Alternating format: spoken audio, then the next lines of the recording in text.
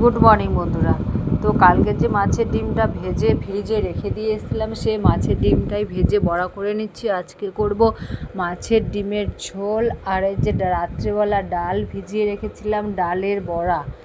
তো তো ভাবছিলাম যে তাড়াতাড়ি কাজকর্ম সেরে নিয়ে জামা কাপড়গুলো কাচবো, কারণ ছোটো বাচ্চা যাদের বাড়িতে আছে তারাই জানে যে প্রত্যেক দিন কত কত জামা কাপড় কাচতে হয়।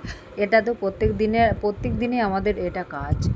তো আমি ভাবছিলাম যে ঝটপট কখন রান্নাটা হয় আমি রান্না করছি, আর ভাবছি যে ঝটপট রান্নাটা হলেই আমি বাঁচি। আর এইদিকে একটা গ্যাসে চাপিয়ে দিচ্ছি ম্যাগি। মানে আমার মেয়ে সকালে ম্যাগি খাবে বলছে, যে মা আজকে আমি ম্যাগি খাবো। ম্যাগি আমি খুব একটা খাওয়াই না ওকে, ম্যাগি তো এমনি খেতে মানে বাচ্চাদেরকে খাওয়ানো ভালো না, খুব একটা আমি ওকে খাওয়াই না। তো আজকে বলছে যে ম্যাগি খাবো, বায়না করছে সকাল থেকে, তার জন্য ম্যাগিটা সিদ্ধ করে দিলাম। আর ডালটা বাটতে যাচ্ছিলাম, তো ভাবলাম যে না, আগে তাড়াতাড়ি করে ঝোলটা করে নিই, তারপরে ডালটা বাটবো। ডালটা এখন থাক। আর আমি একটা কথা একদমই ভুলে গেছি, দেখো 7টা বেজে গেছে, মেয়ে তো টিউশন পড়তে যাবে, আমার একদমই মাথায় নাই। তো ঝটপট করে ম্যাগিটাও হচ্ছে না, যে ম্যাগিটা তাড়াতাড়ি খাইয়ে ওকে পাঠাবো। আমার মেয়ে আমাকে বলছে যে মা, আমি কি আজকে পড়তে যাব না, আজকে কি আমার ছুটি আছে? আমি তখন ভাবছি যে না, একদম তো ছুটি নাই। আমার মাথা থেকে একদম বের হয়ে গেছে যে আজকে পড়তে যাবে। তো ঝটপট করে খাইয়ে দাইয়ে তাকে টিউশনে রেখে দিয়ে আসলাম। আর এদিকে দেখো আমার ডিমের ঝোলটাও হয়ে গিয়েছে। আর এখন তেল মশলা ঝাল একদমই পুরো কম খেতে বলেছে ডাক্তার আমাকে। আগে তো তেল মশলা ঝাল অতিরিক্ত খেতাম, যে কোনো তরকারি রান্না করলে দেখলেই খাওয়ার ইচ্ছা করতো।